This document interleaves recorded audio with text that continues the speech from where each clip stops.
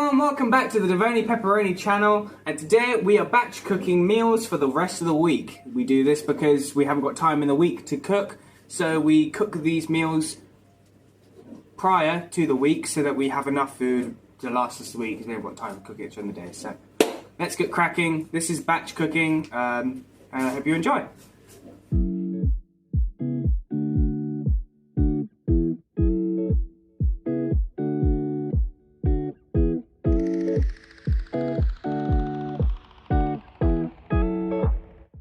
Hey everyone, just a little cut in here. This video, as I said in the previous one, was supposed to be a longer video. However, we have ran into some problems. So basically, it was supposed to be a batch cooking video that was supposed to be about 40, maybe even an hour long, 40 minutes, maybe even an hour long. But kind of had some problems. So the first half was okay, manageable to watch. However, the second half just seemed really dull and really boring. I watched it over multiple times during editing and it just seemed very slow, like it was hard to keep up.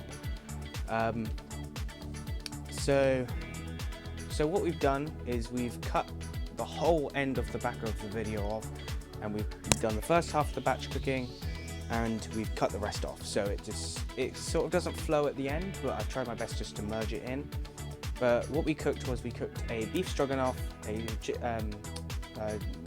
chicken sausage Shaksuka, I think it was like a casserole, like a sausage casserole, and bolognese sauce. Yeah, I really tried my best with this one. That's why I couldn't upload it last week, because it just wasn't ready. Hopefully you enjoyed today's video. Sorry it's not uploaded on time either, but I'll try my best to get rebooted for next week so that it just works and flows better. So sorry about that, and hope you enjoyed today's video. Okay, so you are doing the Spanish style Shaksuka. But because you are intolerant to eggs, we're going to be using chicken sausages. Okay. But usually this recipe, you do it with 2 cracked eggs in it. So I'm going to show you how to get it to a point where you can put it in your fridge or your freezer, and then pull it out for when you need it. Gotcha. Okay, so you are timesing everything by 4. Okay, so it's fine, I will help you do it. So this works out to be 135 grams of chorizo, right, which you have got pretty much in there. So it's all of that chorizo, but you need to cut. Yeah, so that's what I mean. It's fine. It's 15 off, so it's fine. Right. So we're finely chopping that, finely chopped. Okay. Okay. So lots of little pieces. Yeah. Then you've got half a red onion. That becomes 2. Which I've got you out here. The same with the red pepper. We haven't got any yellow peppers, but we've got green. So 2 of each of those. It doesn't really matter the colours. No, and they're sliced, so long, thin, nice slices. Then you've got this. Then becomes 2 teaspoons of paprika and 2 teaspoons of ground cumin. There, and that becomes 6 teaspoons of your tomato puree. Yeah. And then your sausages we're going to cook in the oven and put them on the top. Gotcha. Okay, so I'll leave a list of ingredients on the... Yeah, we'll list it all out. I, on the other hand, are cooking a sausage and lentil casserole. I'm going to divide mine by 4 as well, so we'll have 4 portions. And I'll talk you through what I'm doing. Alright, let's start on this shit.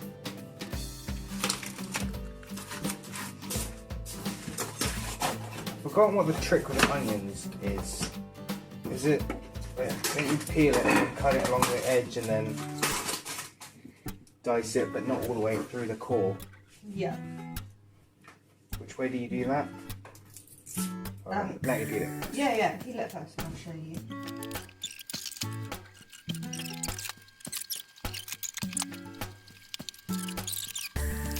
Right, so what's the trick with this onion? I think I just peeled off too much there. No, it's fine. So basically what you do is you always go half. Yeah.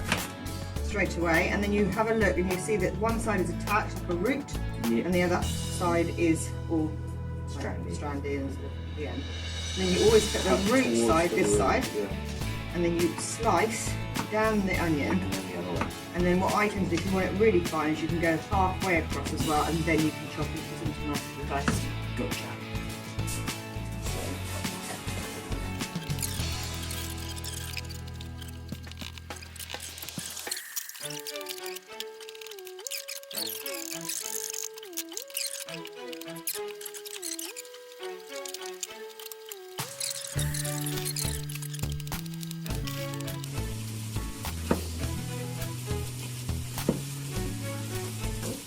Your board's moving a lot. Can you feel that? Do you know what you can do to stop that?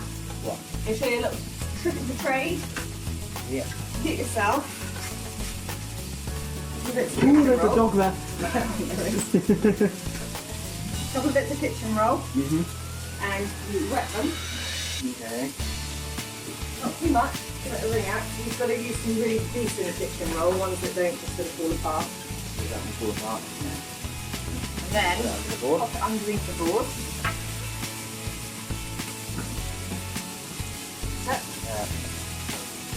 Stick, board, Nice. do your work there.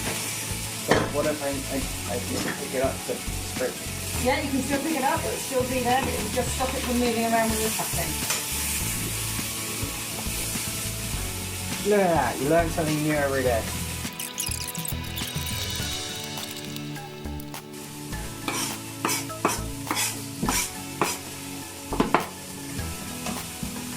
Rightio. Right, now onto your peppers. So I was going to show you how to cut peppers. Just another little bit more oil in it, just a little bit dried out, right? Just taking it time, and you want it to just slowly. Cool. So when you cut a pepper, cut it in half. But I don't know if you can see, you've got two sides to a pepper. You've got this sort of like rough inside, and you've got this really kind of hard, waxy outside. So you always cut the pepper on the inside. It will cut through this bit better, rather than if you try and cut this side, sometimes your knife will move. It's quite hard and waxy. Yeah. You always go to the inside, and then you can do very fine, thin That's slices. quite far away, I'll see if I can zoom in and everything.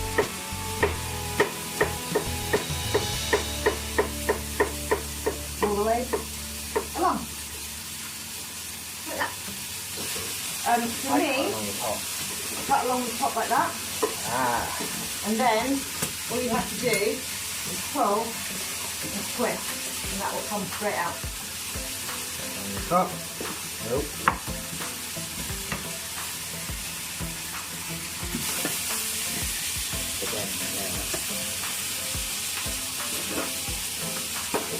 Ooh. It's got a weird inside. That's it. Oh yeah.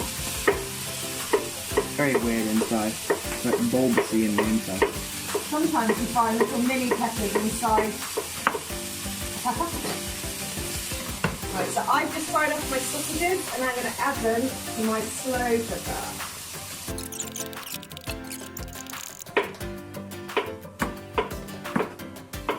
One thing I want to say there, don't try and cut fast. Get the technique down cutting. I can't cut nearly as quickly as my mum can, but she has been a chef for how many years? 15 years. 15 years of chefing. That's how she can cut that quickly. I can't cut nearly as quickly as that, but if you try and get cocky and try and cut that quick, that's when accidents mostly happen. So just try and stick to a speed that you feel comfortable cutting at. Don't try and race to look or feel good at cutting, because it'll just end in accidents. It's better you cut slow and have no accidents than cut quickly and show off and have problems. Very true.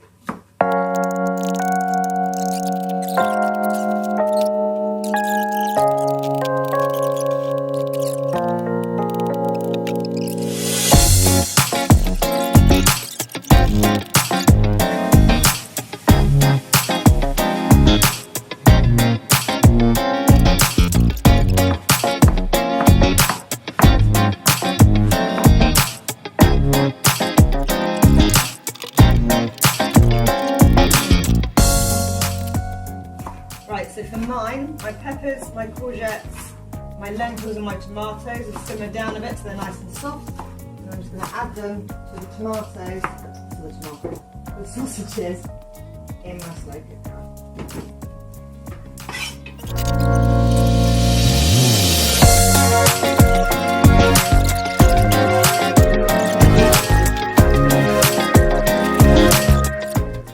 Right, so now you're adding in 2 teaspoons, 6 teaspoons.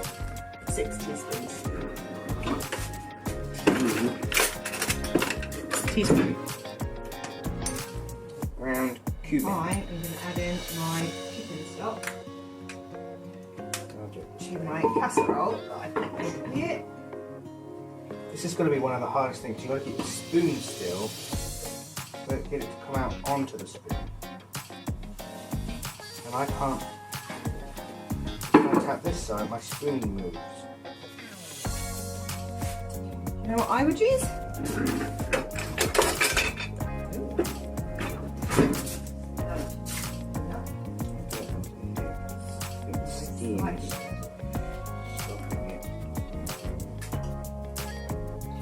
Come on. Invention of the measuring teaspoon.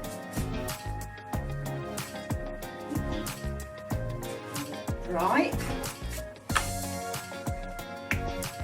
Oh no, it doesn't. It still doesn't. It's still easier.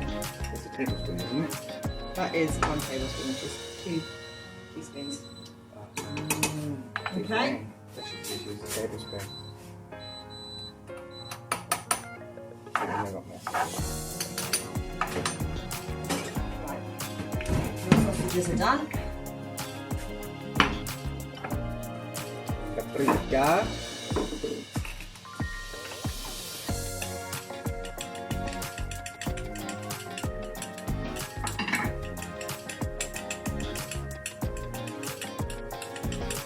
Now with these, you can add as more or as less as you like, depending on, the paprika is quite spicy, it's got a bit of a kick to it.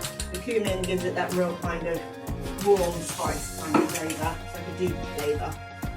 So depending on how much you like it to be hot and spicy, or maybe a bit more Indian kind of flavoured, go for more or less with your paprika or your cumin.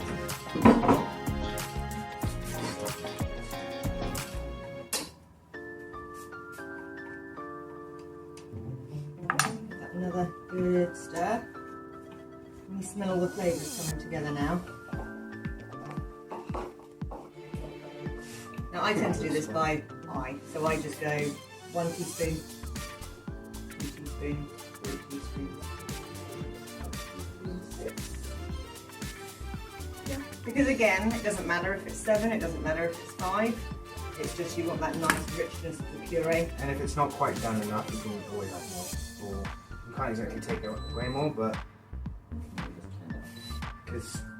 to be honest, you can't exactly have it too tomatoey.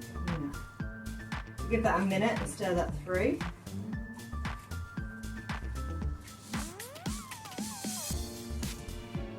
And then you want to add 2 cans chopped tomatoes.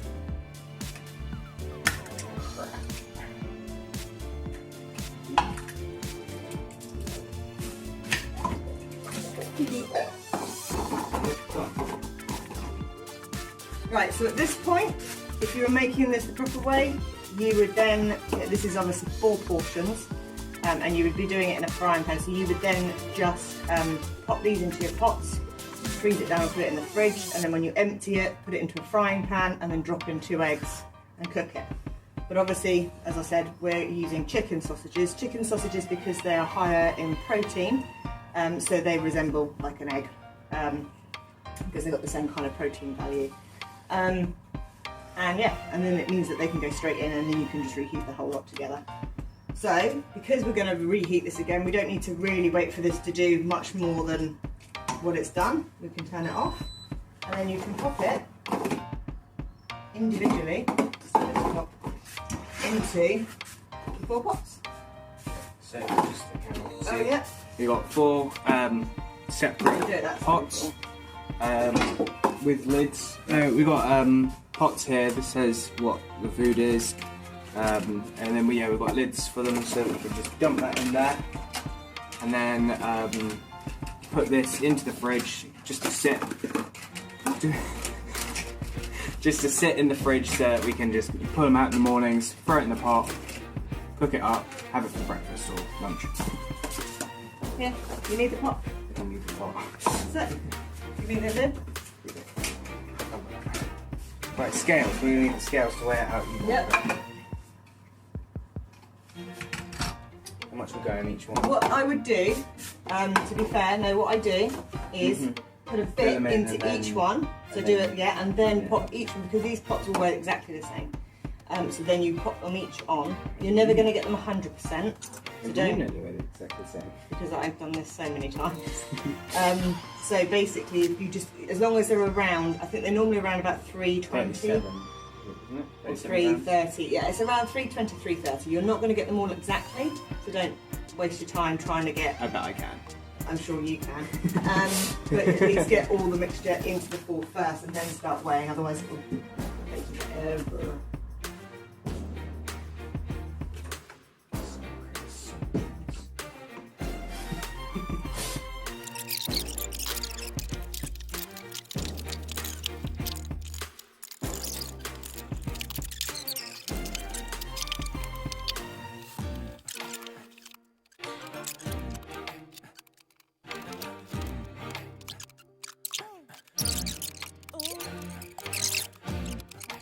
That, so then you add in your sausages. So basically for each portion you've got 10 sausages here, so it is 2 full ones and a half. And a half. So add those in. Sounds good.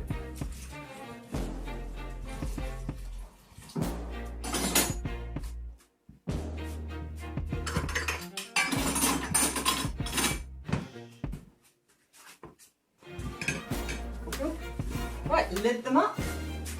Lids.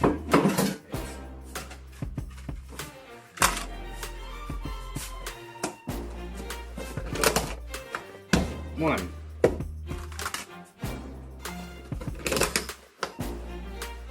Two.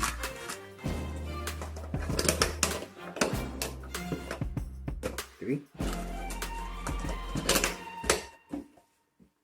4. So this is our food for the next week. We have, so over here we have beef stroganoff, sausage shack, more sausage shack, bolognese, more bolognese, and a sausage casserole. If you liked this video of batch cooking, please like and leave a comment. Next week we'll probably be making keto meal as requested, and I hope you enjoyed today's video, and I'll see you next week. Bye.